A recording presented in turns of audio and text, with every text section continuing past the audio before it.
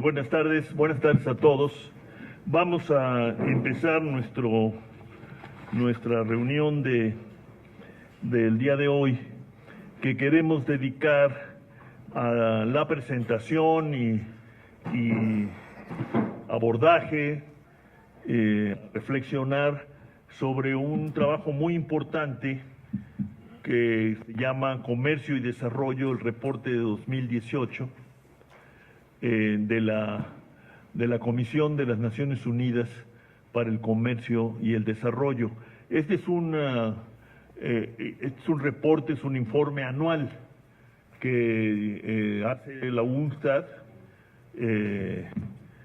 sobre su tema general, que es comercio y desarrollo, pero enfocando el esfuerzo analítico en algunos temas que cada año escoge la comisión cuya sede es Ginebra, ¿no? El subtítulo de este reporte es simplemente como indicativo de lo que vamos a abordar. Dice poder, plataformas y la desilusión, o más bien, como alguna vez dijo Juan Carlos Moreno, la quimera del libre comercio. Pesadilla. Bueno, delusion no es pesadilla, pero en fin. Me da mucho gusto tener con nosotros al doctor Juan Carlos Moreno, profesor e investigador ahora de nuestra Facultad de Economía de la UNAM y por mucho tiempo pues investigador, coordinador, funcionario de la sede de la Comisión Económica para América Latina, la CEPAL, en México. Él ha estado muy cerca de estos esfuerzos y bueno, pues ya lo verán. Ustedes, Juan Carlos, gracias por ayudarnos a poner en circulación en la UNAM este importante trabajo. Hemos pedido a dos colegas y amigos que nos ayuden a introducir el tema a partir de la presentación que va a hacer Juan Carlos. Uno de ellos es el doctor José Luis de la Cruz Gallegos. José Luis, bienvenido a nuestro seminario, gracias por acompañarnos. José Luis actualmente es el director del Instituto para el Desarrollo Industrial y el Crecimiento Económico. Ha sido presidente de la Comisión de Estudios Económicos de la CONCAMIN. Es profesor de cátedra en el doctorado de Ciencias Financieras de la Escuela de Altos Estudios, ¿verdad? Y Business School en el campus del TEC de la Ciudad de México y de la Escuela de Negocios del Tecnológico de Monterrey, campus Estado de México. Y está también con nosotros el embajador Jorge Eduardo Navarrete, economista, diplomático por muchos años, amigo y ahora pues colega nuestro en el Programa Universitario de Estudios del Desarrollo de la UNAM. Jorge Eduardo, gracias por acompañarnos, ¿no? Entonces, sin más trámites, Juan Carlos, te escuchamos. Muchas gracias, Rolando, muchas gracias. Gracias a ustedes por estar aquí. Quiero nada más dar una información. UNCTAD presentó esto hace como un mes más o menos y les comenté de la posibilidad de presentarlo en la UNAM. Rolando, el profesor Cordera, la amistad Rolando, lo ha comentado en otras ocasiones. Entonces en UNCTAD estaban muy agradecidos, muy entusiasmados, muy emocionados de que se hiciera una presentación de nuevo en la UNAM. O sea, ahí dice embargado, hay unos ejemplares que están allá afuera, se baja en PDF, es gratis. Y lo que tiene UNCTAD es que pues es lo más parecido, llamémosle, a lo no ortodoxo. Aquí tiene 3 temas en esta ocasión, que son las cadenas globales de valor, la infraestructura y la parte de la información y tecnología. Y hay muchos temas que, bueno, yo voy a presentar como si fuera UNCTAD, sinceramente, y luego después mis queridos amigos lo mexicanizarán y ojalá me permitan hacer algunas adiciones al respecto. Es un placer estar acá con ustedes. Agradezco mucho la presencia en particular de Pepe Casar, que lo quiero mucho, aunque no lo crea a veces, pero lo quiero muchísimo, y muchos más. De veras, Pepe, ya trabajamos juntos. UNCTAD empieza con algo, bueno, esto es antes de Trump, antes de los midterm elections que celebro. Podrían haber estado mejor, pero bueno. UNCTAD en el primer tema, UNCTAD lo que nos dice es que no entiende por qué hay tanto optimismo, porque qué maravilla cómo está creciendo Estados Unidos y ya se recuperó la economía mundial. Y UNCTAD lo que hace es apuntar a ciertas fragilidades. Dice, mira, para empezar, como dicen hasta en los tinacos hay niveles, el crecimiento es muy heterogéneo. Y mientras Estados Unidos está creciendo, redefiniendo lo que podría ser su tasa de crecimiento potencial, eso no ocurre en otros países. Y además, cuando le rasca, uno dice, hay muchas fragilidades, ciertas vulnerabilidades, como hace mucho el profesor Godley, que en paz descanse, decía, hay unos desequilibrios ahí, unas insuficiencias del crecimiento que hay que atender y que se están ignorando, y en el caso de Estados Unidos igual. Dice que en el caso de las economías emergentes hay algunas en riesgo de recesión, de hecho, y que hay importantes desconexiones entre la esfera real y la esfera financiera. Dice, en particular, hay mucho orgullo, si quieren en Estados Unidos, pero en muchos lados más, de que cae el desempleo, pero se estancan los salarios. Hay una cantidad de artículos ahora diciendo, bueno, ¿qué está pasando? No entendemos la curva de Phillips, toda esta historia. Debería haber un crecimiento mucho más fuerte de los salarios y no se está dando. Eso está por un lado. Por otro, tenemos unos mercados accionarios al alza, pero los sistemas financieros con nuevas burbujas, y ahorita vamos a ver la información, y las altas ganancias no se están reflejando en inversión fija. Entonces, si bien hubo un quantitative easing y hubo gran cantidad de dinero para rescatar bancos, etcétera, eso se tradujo en recompra de acciones y no en inversión fija bruta, en fierros, ¿no? Como diríamos.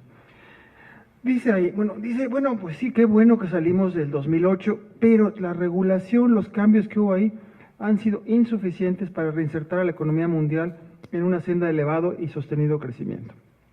Punto interesante que hemos analizado acá en otras ocasiones con mis queridos amigos, es que, bueno, empezó siendo una crisis bancaria, después entra el gobierno a rescatar a los bancos y se convierte en una crisis fiscal y atacan a los gobiernos por la irresponsabilidad, cuando en principio era una crisis bancaria, dado mucho por el sector privado, no por el público.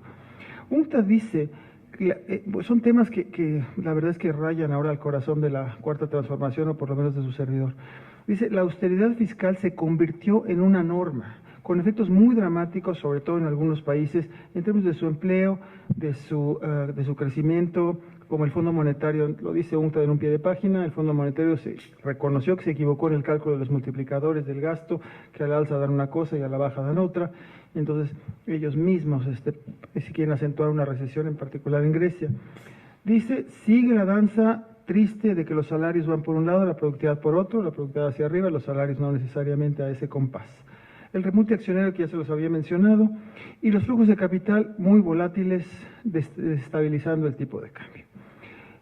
Ahí dice, bueno, lo mismo un poco, si quieren, China sería la parte relevante de esta lámina, tiene un crecimiento moderado en términos chinos, ya quisiera uno. Nada más en términos chinos. Sí, yo estaba muy preocupado porque salió un pato mandarín en Central Park, no sé si lo vieron, no sé si está huyendo el pato mandarín o se lo van a chutar y lo van a hacer pato mandarín laqueado, no sabemos, ojalá que no. Pero bueno, es lo de China. Están ahí las economías en transición, dice que la mayor parte de las economías en desarrollo, sinceramente muy frágiles. UNCTAD resalta cómo tristemente el crecimiento de estas economías en general, lo que la CEPAL llamó la reprimarización de las exportaciones, sigue siendo cierto, ¿no? Dependen de bienes primarios, dependen en algunos países no solo la balanza de pagos y el crecimiento, sino también las cuentas fiscales dependen de eso, de la lotería de los commodities, como decimos, no sujetos a vaivenes, efectos de contagio, etcétera. Bueno, Brasil, ahí pone México, muestran débil crecimiento, ahora pues habrá que ver esas cifras hacia abajo si uno cree las proyecciones que hay ahora. Y el efecto de contagio, lo que está pasando en Argentina, UNCTAD dice, bueno, tengamos cuidado, no mencionó Venezuela, pero que al final te juzgan por con quién vives, dime con quién andas y te diré quién eres, como dijo Hillary hace mucho cuando invitamos a un candidato a la presidencia. Dice que eso puede seguir ocurriendo. Ahora, UNCTAD llama la atención algo que aquí hemos analizado pues, en el programa, en el PUED y en el Grupo Nuevo Curso de Desarrollo, que bueno, el comercio internacional se portó como los magos, pero no trajo el cambio estructural virtuoso. En las últimas décadas subió el peso de los países en desarrollo en el comercio, sí es cierto, en particular en el sur, pero principalmente en Asia Oriental. O sea, no es lo mismo cuando hablamos de economías en desarrollo, todas las de Asia Oriental con respecto a América Latina. ¿Qué dice ahí? Dice, bueno, pues exportaciones en general en bienes primarios, hiperespecializados, pero con bajo valor agregado doméstico, y entraremos a unas gráficas muy interesantes que ponen. Y llama la atención a quitarnos esta idea, y ahí viene la frase de Quimera. Siempre nosotros decimos que hay que insertarnos en las cadenas globales de valor como si fuera una cuestión de voluntad. Y UNCTAD dice, bueno, pues vamos a analizar los datos de las cadenas globales de valor, y resulta que pues cadenas sí, globales también, de valor también, pero muy concentradas o muy dominadas por unas cuantas empresas en el mundo. Entonces no es tan fácil de tocar a la puerta, ya llegué, soy productivo, tengo un tipo de cambio decente, etc. Esas gráficas que pone, esos cuadros, perdón, que pone UNCTAD, son, pues la verdad, muy impresionantes, porque lo que narra es, ahorita que lo vea yo, porque no alcanzo a ver hasta allá, es cómo divide, estaba hablando de la industria, lo que ya tiene el INEGI muy bien documentado, también el valor agregado de la industria de exportación. Entonces nota UNCTAD cómo, si nos fijamos en cómo está cambiando la proporción, la composición del valor agregado de la industria de exportación, no solo industria, ya habla agricultura, manufacturas y servicios, cómo se ha ido cayendo la parte de generación de valor agregado doméstico en la manufactura. Vean ustedes, en el caso de México en el caso de México de hecho es 0.4, se mantiene constante eso, pero ahorita voy a mostrarles otras cifras, pero dice, cuidado con esto, ¿no? Y ahora UNCTAD va un poco más allá y lo que hace es identificar en la participación del valor agregado cómo se descompone entre capital y trabajo. Y lo que dice, bueno, fíjense para empezar las proporciones del capital y del trabajo. Ahí tenemos nivel global, alto ingreso, China, etcétera. El capital se lleva el 50%, si no es que más. Ha caído en algunos países, en China la proporción del capital cayó a 7 puntos, subió la del trabajo, y desglosa un tema muy interesante del trabajo. Dice, la proporción del trabajo se divide en dos, uno que es la función sede, que es la parte de diseño, y la parte de postproducción, de comercio, publicidad y todo eso, y la parte de producción como tal, que es en la que nos hemos concentrado nosotros. Y cómo esa parte de funciones de la sede es una parte muy importante y ha ido aumentando. El caso mexicano, me voy a detener más en esa lámina, le había puesto primero una aberración estadística, pero ojalá fuera estadística, es una aberración real. Ven ustedes la proporción del capital. 76, sí. 76, sí, perdón, sí veo y qué horrible, ¿no? 77% para el capital. O sea, el 2000 y era 68% que rebasaba el de Brasil, que era 49, el de Indonesia 59, el de India 56, Turquía, etcétera. O sea, ya era cerca de, 18 puntos, 10 puntos más alto. Y después en estos años ha subido otros 10 puntos más o menos. Esa es la parte del capital. No hay otro dato que muestre UNCTAD, no hay otro país en el cual UNCTAD, quizá en su base de datos inmensa, y lo que alcancé a consultar es esto, no hay otro país así. Entonces tenemos el caso mexicano que dice uno, bueno, caray, pues tenemos una industria, esta es la industria dinámica, la industria de exportación manufacturera, y vean cómo se distribuye el valor agregado internamente, que ya de por sí habíamos visto que la parte externa tiende a tener más dinamismo que la parte interna, y ahora resulta que eso se va mucho más al capital que al trabajo. Y si ven ustedes, bueno, tenemos una proporción que aquí está la queridísima Norma, madre de un gran pianista, que ha documentado mucho la caída del valor agregado en la parte de salarios, ¿no? Entonces esto es de veras muy preocupante. Y ahora lo que dice UNCTAD es que, bueno, pues vayamos a hablar de las cadenas de valor, las cadenas globales de valor. Las gráficas que pone ahí UNCTAD es la proporción. El 100 es el 100% de las exportaciones, el volumen de exportaciones en el mundo. La primera línea que vemos en la gráfica, creo que es la parte izquierda, dice el 1% más grande de las compañías transnacionales de los que exportan. Ese 1% en 1997 era responsable, si le podemos decir así, del 60% de las exportaciones. Ese es el 1%, y luego lo sube hasta, 60 y pico si quieren. Si en vez de fijarnos en el 1% nos vamos al 5%, estamos hablando de 80%. 80% de las exportaciones, el 1% de esas grandes transnacionales son responsables de, o sea, llevan a cabo el 80% de las exportaciones. Creo que estos son manufacturas, en fin. Y si nos vamos al 25%, pues ya tenemos el universo, es prácticamente el 100%. Eso es en los países desarrollados. En los países en desarrollo, bueno, empezamos un poco más abajo, pero las cifras pues no son muy diferentes. O sea, la concentración de las exportaciones en unas cuantas empresas es muy fuerte, y eso plantea límites fuertes a la política industrial. Cuando dice, vamos a insertarnos, bueno, pues platícale a estos cuates a ver si te van a aceptar en su bar, ¿no? Digo, porque no está muy fácil entrar ahí. Y ahora vean la otra gráfica, la que está un poquito abajo, y dice uno, bueno, ok, está bien, esa es la historia, pero seguramente es un comercio que tiende a igualar, que tiende a hacer la vida más agradable. Bueno, lo que está poniendo ahí esa gráfica, la línea azul es la participación, cómo ha evolucionado la participación de los salarios en el valor agregado en estas empresas, y las otras líneas son cómo han evolucionado las ganancias en estas empresas. En términos de la participación, se han subido 4 puntos, 2 puntos, etcétera. Pues lo primero que llama la atención a todos, salvo a Norma, me imagino, es que la participación de los salarios a la baja, estamos hablando de estas empresas, no estamos hablando de todas, de estas, o sea, las más exitosas, bueno, ahí ha bajado. Y vean la participación de las ganancias, la línea más roja, la línea roja, es la participación de las primeras, de las más grandes, de las más importantes. Vean cómo ha subido. Si quitamos esas, de todos modos, las ganancias han ido aumentando su participación en la valor agregado. O sea, son pocas empresas que concentran todo, y al interior el pastel se reparte de una manera muy usual. Ahora hay otra danza que luego se nos olvida. La inversión extranjera pues tiene unas dinámicas, el título es mío, no es de la UNCTAD, jamás pondría un título que diga, digamos, perversas. Pero resulta que hay dos tipos de inversiones. Ahí eso lo que está reflejando ese cuadro son las, como dice ahí, como es el karaoke de los economistas, dice, ingreso de Estados Unidos por inversiones directas en el extranjero. O sea, en Estados Unidos los gringos invierten y esto es lo que entra de ganancias por esas inversiones. Del lado izquierdo, se ve un dinamismo enorme, ¿no? Dices, wow, deben estar invirtiendo en países, pero así potentes, ¿no? Países serios, ¿no? Y del lado derecho, pues la escala es la misma, de 0 a 80, no son escalas distintas. Del lado derecho son otros países en los cuales las ganancias que recibe Estados Unidos por ahí, pues están relativamente estancadas. Y veamos qué países se trata. Pues resulta que los países de la primera parte, que son los más dinámicos, pues son los países, paraísos fiscales en cierto sentido, ¿no? Está las Bermudas, Luxemburgo, Países Bajos, Irlanda, pues se podría discutir, pero vean ese dinamismo. O sea, la inversión extranjera que hace Estados Unidos en estos países le produce una cantidad de ganancias que no tiene nada que ver con las ganancias que recibe de Alemania, China, Japón. Eso es realmente muy impresionante.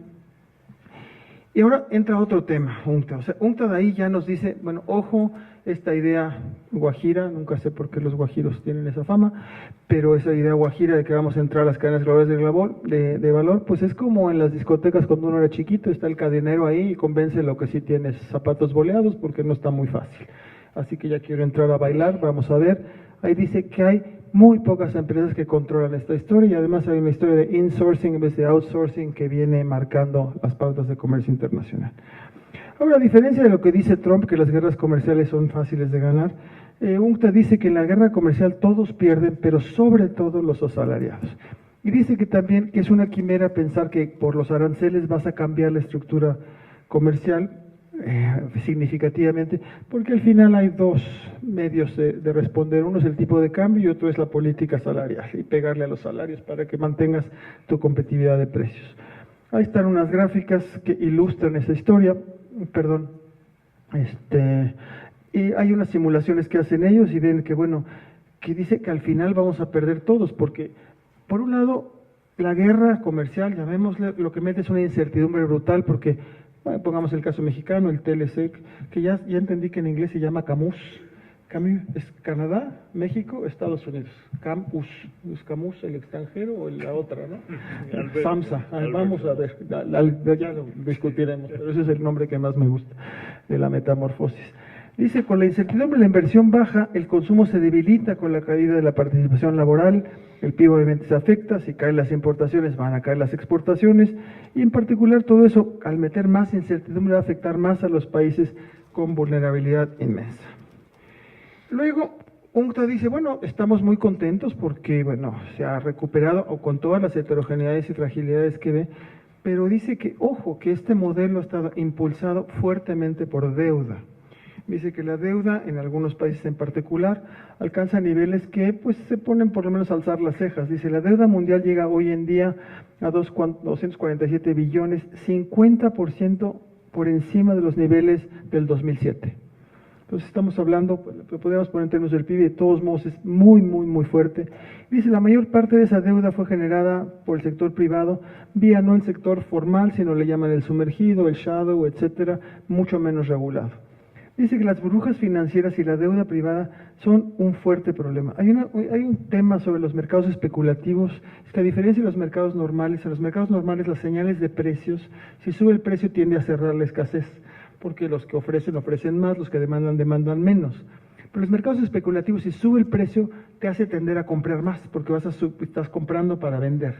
Entonces, se crean unas dinámicas que al final, cuando estalla la cosa esta, es muy, muy dura, ¿no?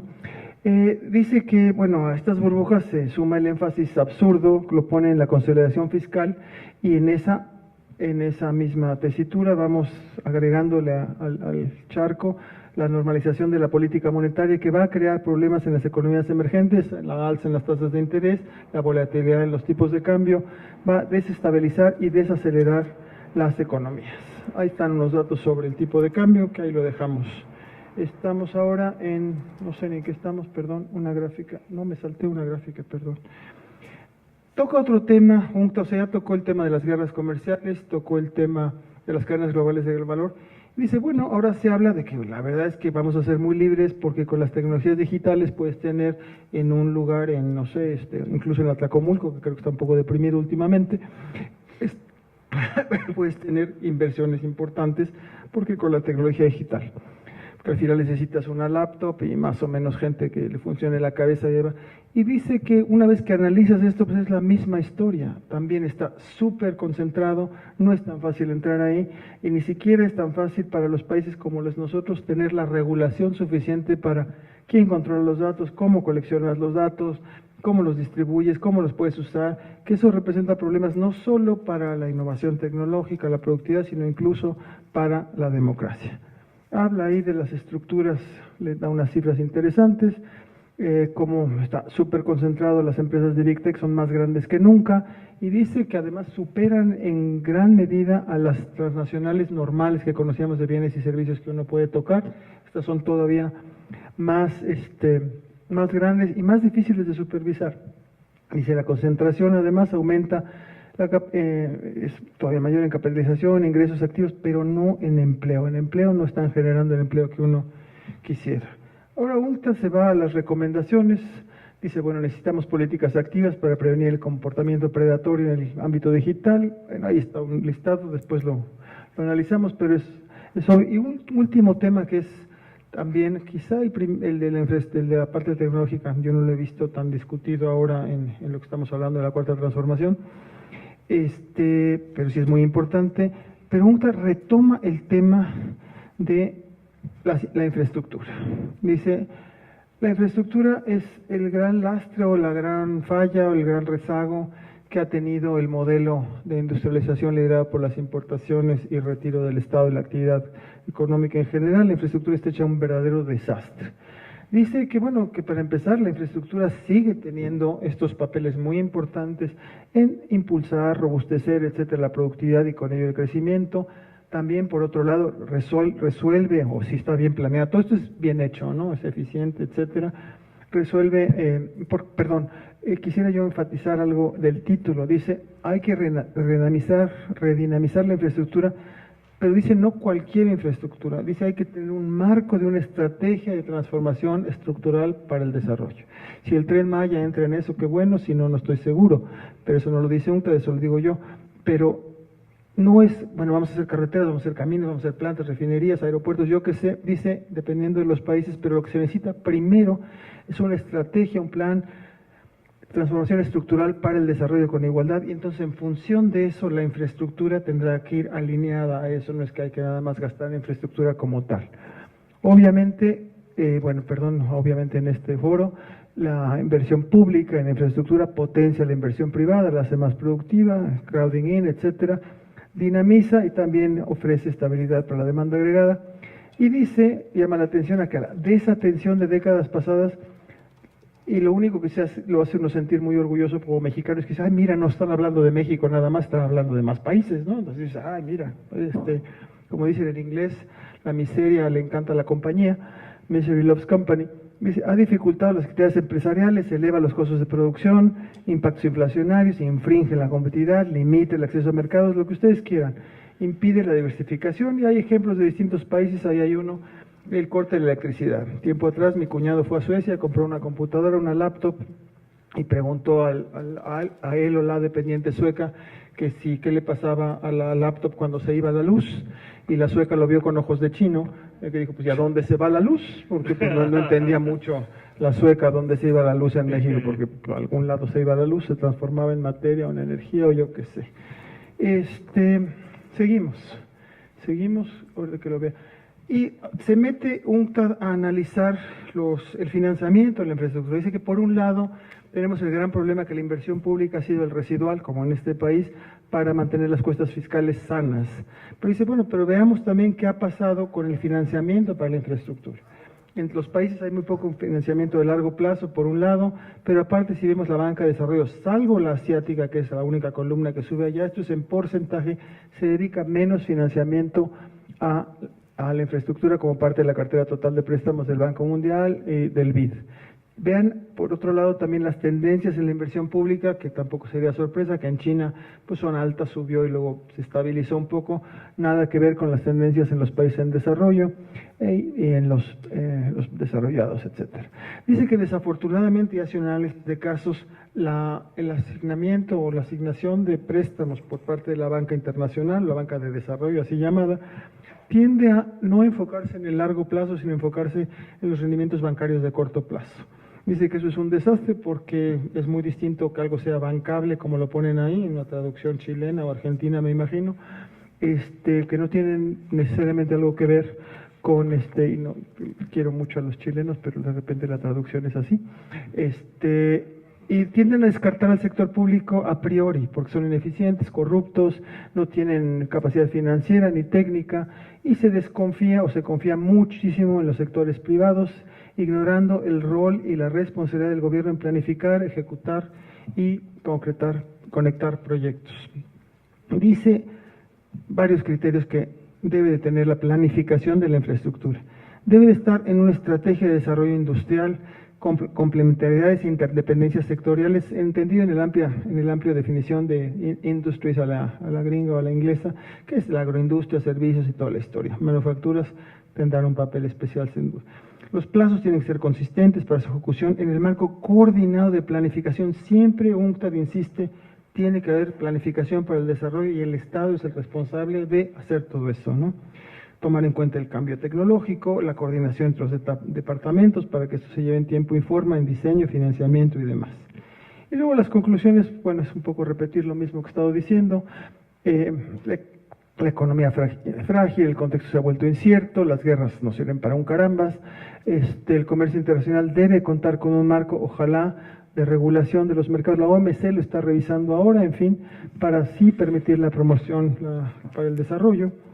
Y la parte fundamental, la otra más de detalle, es que esta esperanza de que automáticamente los avances tecnológicos nos van a llevar al desarrollo, vamos a repartir celulares por todos lados y ya con eso, pues dice que buenos deseos, pero el impacto está muy difícil que ocurra.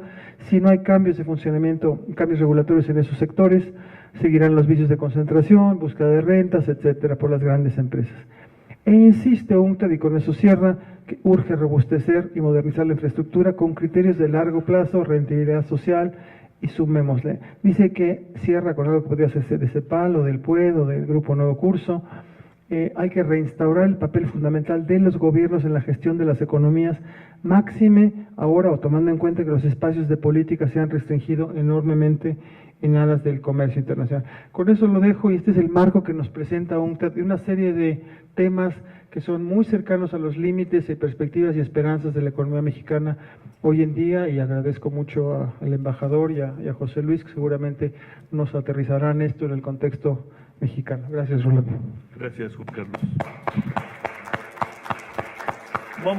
Escuchemos ahora al doctor José Luis de la Cruz. José Luis.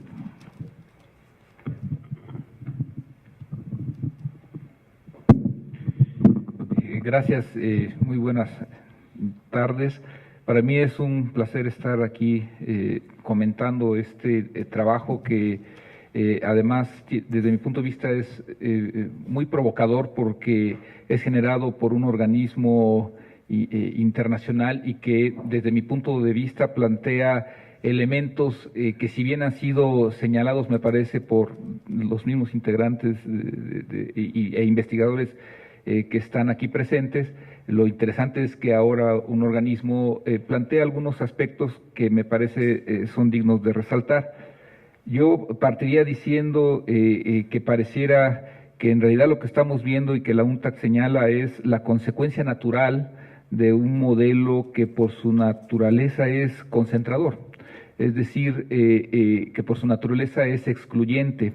¿Y a qué me refiero? Cuando nosotros hablamos de progreso tecnológico, hablamos de patentes, y legalmente estamos hablando de derechos de propiedad. Es decir, parte del ritmo de innovación tecnológica pareciera que por su naturaleza es excluyente del resto. Y entonces me remito a algunos de los elementos que están desde la portada, y comienzo por el de poder.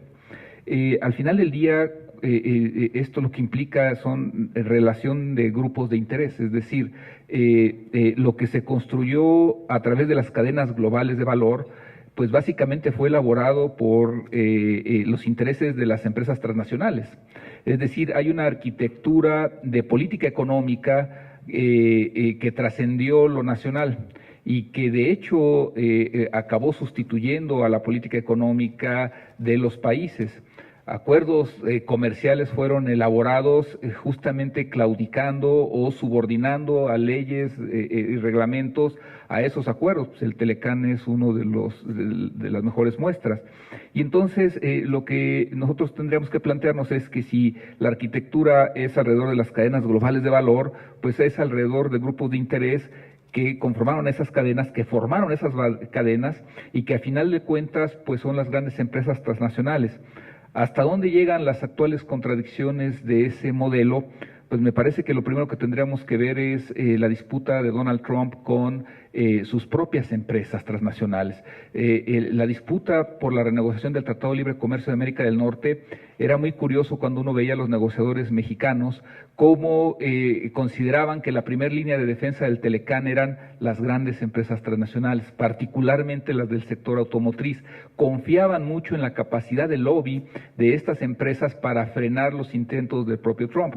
Entonces, a diferencia de la negociación del Telecán original, lo que hoy veíamos era un conflicto de intereses entre Trump y sus propias grandes empresas.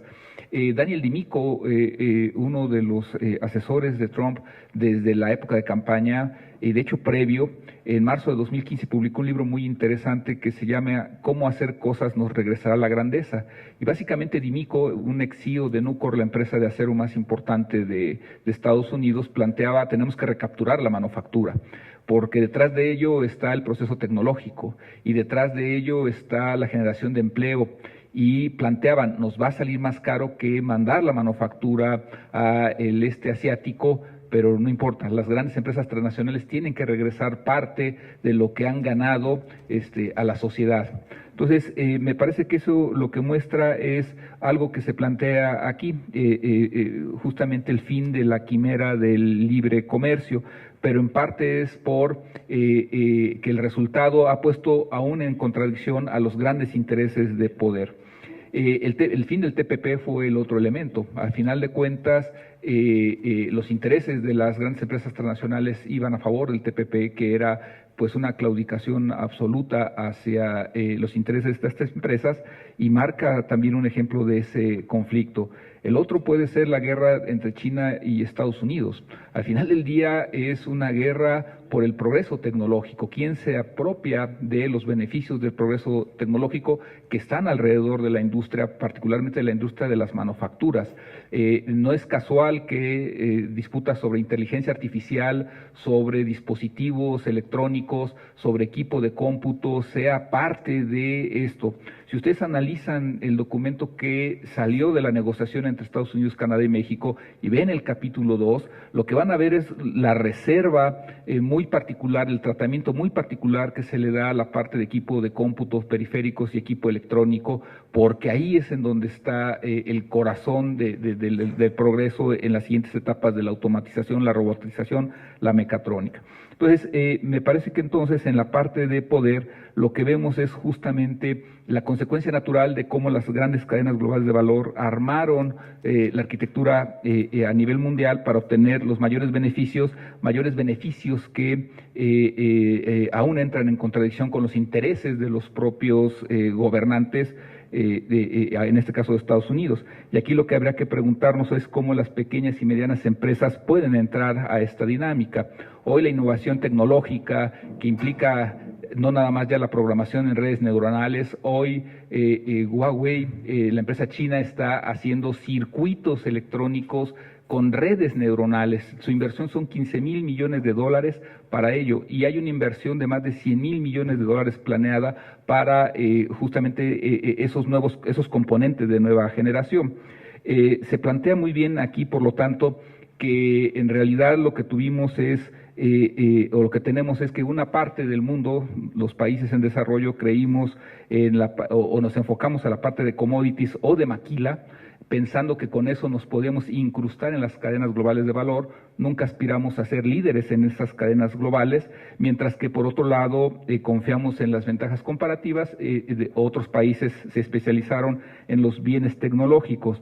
Hoy México en las negociaciones comerciales intenta colocar la carne de cerdo, el aguacate en Corea, en Japón, en China, cuando uno tendría que preguntarse cuántas toneladas de aguacate tendríamos que generar para alcanzar el valor de un chip de redes neuronales.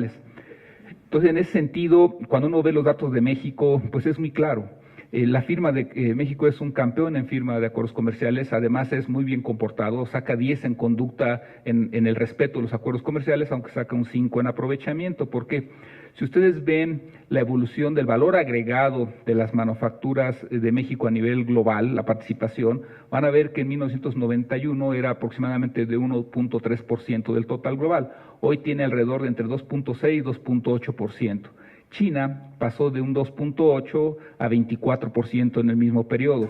¿Cuál es la diferencia? Y de alguna manera el reporte de la UNCTAD lo señala. Inversión. Fundamentalmente lo que vemos es patrones de inversión muy fuertes. Mientras hoy la inversión, la formación fija bruta de capital de China es aproximadamente el 45-46% de su PIB, la de México ronda entre 20 y 23% y ha estado así durante los últimos 27 años.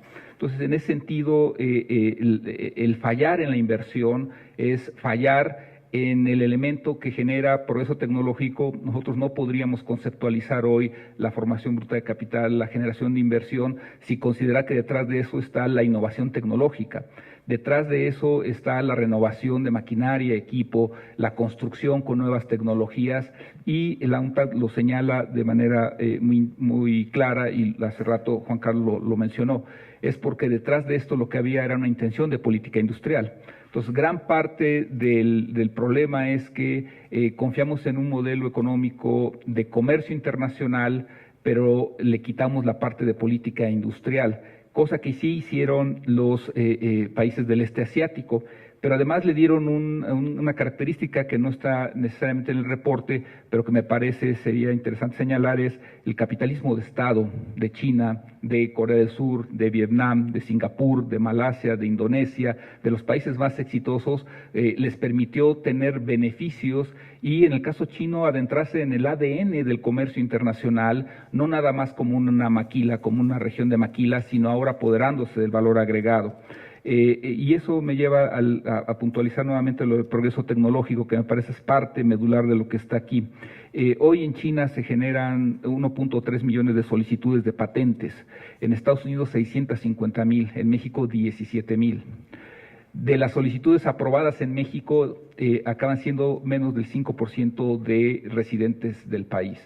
¿Por qué? Porque al final del día lo que no tuvimos claro es que para entrar en este juego lo que se tiene que hacer es innovación tecnológica. Pero como lo señala la parte alemana de la Federación de Industria Alemana, el ACATEC, que tienen instituciones muy especializadas en esto, es la innovación tiene que hacer mercado para que sea sostenible.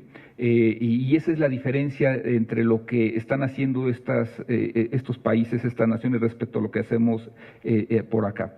Entonces, al final del día, esto lo que me parece plantea es un segundo elemento, que es que las plataformas que se construyen y que están señaladas aquí tuvieron una organización industrial básicamente dirigida hacia los intereses de las cadenas globales de valor, que ya no ni siquiera eran intereses de los gobiernos, trascendieron a los gobiernos, aún a los gobiernos de Estados Unidos, aún a los gobiernos de Alemania, aún a los gobiernos de Gran Bretaña.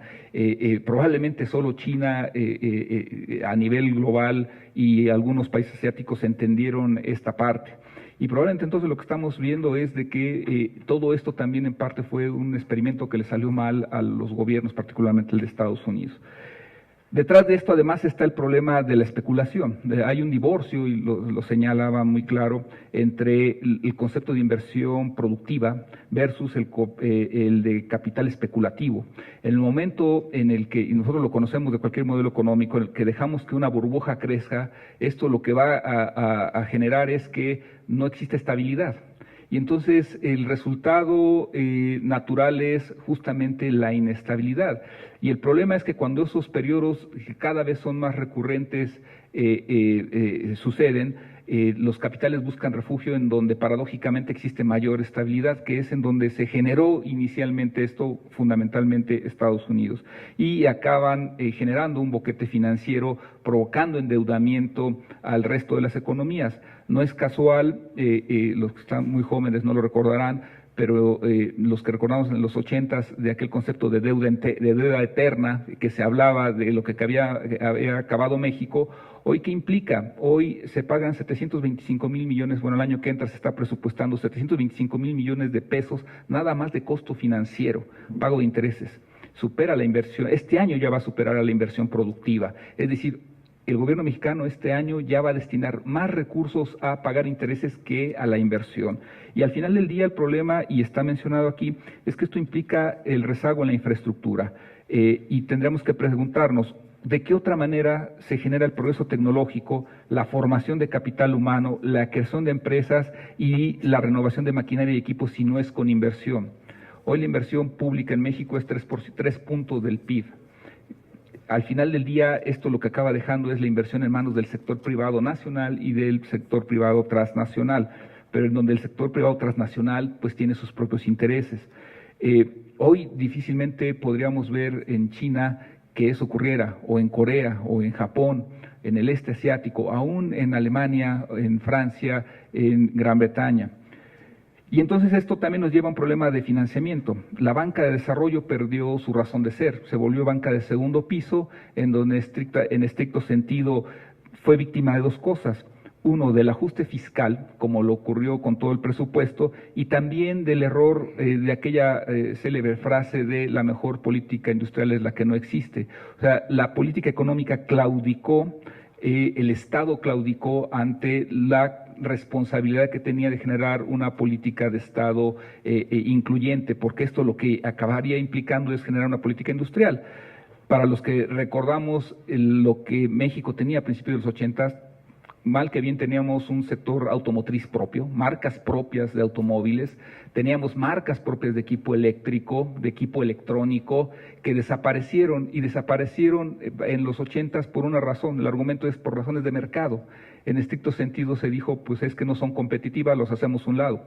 En Corea del Sur lo que ocurrió fue justamente lo contrario.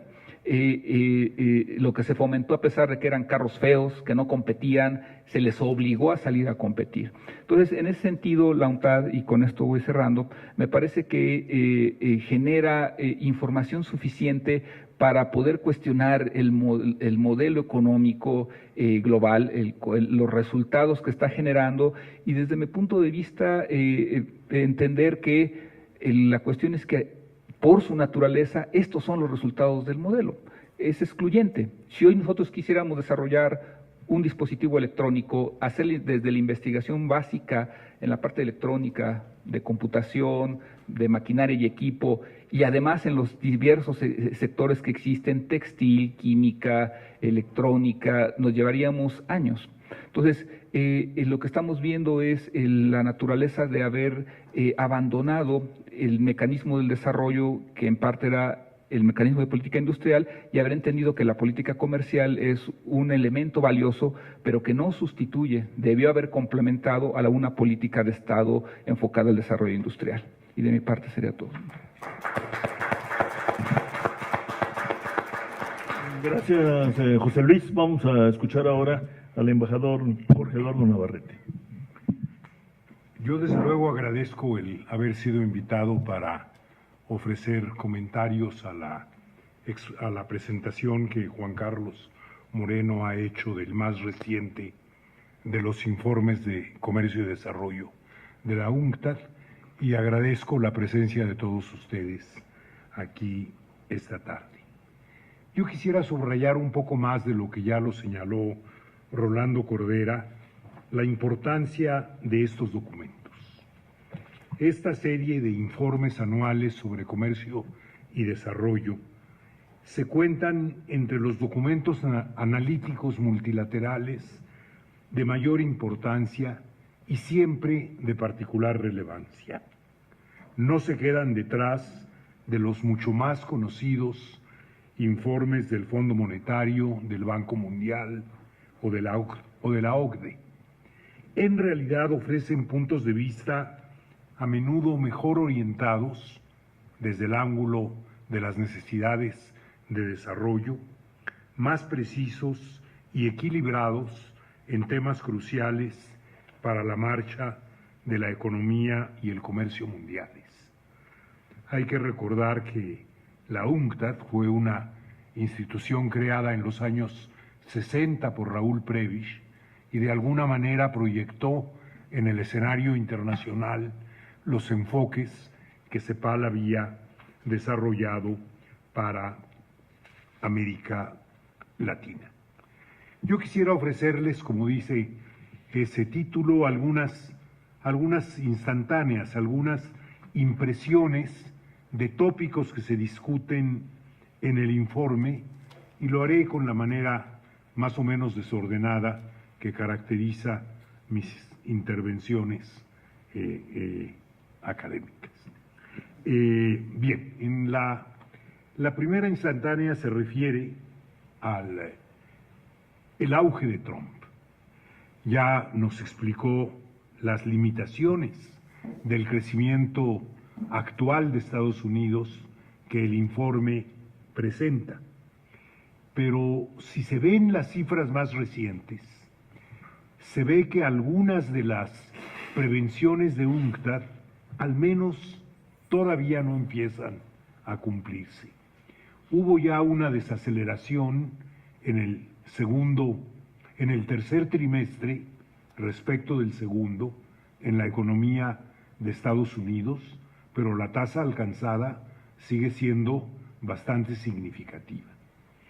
Y parece que hay indicios de que algunas de las desconexiones o de las cosas que faltaban empiezan a darse. El crecimiento del empleo viene ya de lejos, pero en octubre hubo 250,000 más, que en sí no es mucho, pero que mantiene un alza mensual media en 2018 por arriba de los 200,000. Y lo más importante es que empieza a corregirse el fenómeno de la falta de crecimiento simultáneo de los salarios. A octubre, el alza del salario medio en Estados Unidos en este año fue de 3.1%. Probablemente no se mantenga a ese nivel, pero un poco se están corrigiendo algunos elementos que el informe de la UNCTAD, que se cerró por ahí de mayo o junio en su base informativa, no alcanzó a tener en cuenta. De suerte que este auge de Trump no fue pensado como una estrategia de apoyo al crecimiento. Se deriva de una serie de medidas, fundamentalmente la reducción tributaria establecida por Estados Unidos, que benefició a las empresas y a los causantes individuales de mayor ingreso. Y me pregunto si un efecto no necesariamente pensado, similar, podría ocurrir en México como resultado de algunas de las medidas anunciadas por el nuevo gobierno. Como todos sabemos, las más importantes son transferencias a jóvenes en los programas de empleo y de apoyo educativo, a los adultos mayores. Ambas van a ser impulsores del gasto inmediato en demanda. Habrá también, creo, un efecto positivo sobre el crecimiento de los proyectos de infraestructura y de desarrollo silvícola que se han anunciado, dependiendo de cómo se diseñen y cómo se instrumenten en realidad y de la secuencia que se establezca. Podría diferirse el impacto positivo sobre el crecimiento.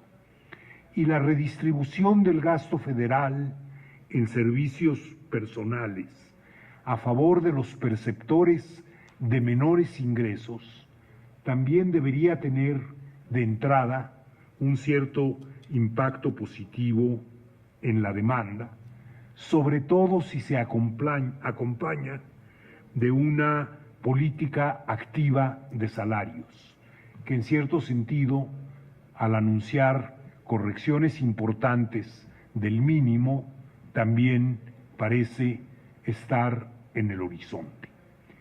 No me atrevo a señalarlo en este momento, pero creo que podrían darse una constelación de factores que haga que estos proyectos, un tanto desconectados entre sí, funcionen un poco, no como una política anticíclica definida, pero sí proporcionen algunos impulsos positivos al crecimiento. Y no podemos olvidar que hay otros elementos también anunciados que van a tener el efecto contrario. Y no hay suficiente información para saber cuál va a ser el efecto neto. La segunda instantánea es una cita del informe. Es difícil encontrar párrafos tan claros y poderosos en los documentos multilaterales, en los documentos de los organismos multilaterales. Leámoslo. Dice la UNCTAD, sostiene la UNCTAD: no estamos ante el inicio del desmantelamiento del orden liberal de poder.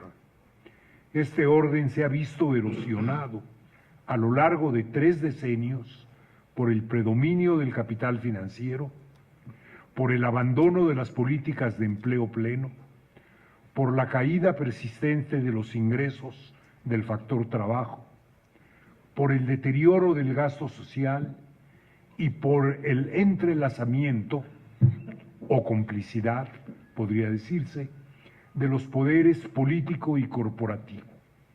Las guerras comerciales son un síntoma de un mundo desequilibrado e hiperglobalizado. Son elementos que los hemos tenido presentes en nuestros análisis, pero que al colocarlos y darles esta lógica de conjunto para explicar los resultados que estamos teniendo, arrojan mayor luz sobre el tema de análisis, el comportamiento del comercio y la economía mundial.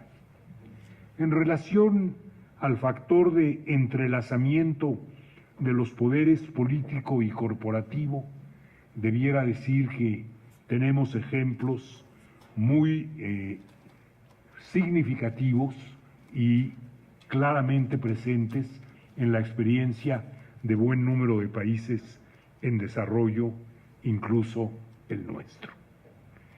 La siguiente instantánea recoge del informe de la UNCTAD una especie de lección más o menos elemental de economía sobre los impulsores de crecimiento. Nos recuerda a la UNCTAD que la tasa de crecimiento de la oferta agregada puede descomponerse en tres factores que la impulsan o, si actúan en otro sentido, la frenan: la demanda privada, la demanda gubernamental y la demanda externa.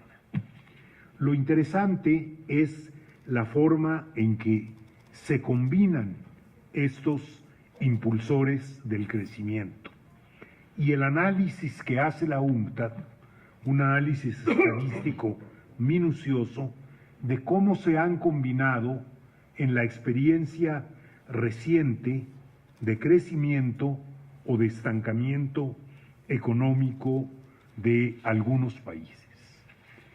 Y aquí tenemos elementos que están expresados en este cuadro.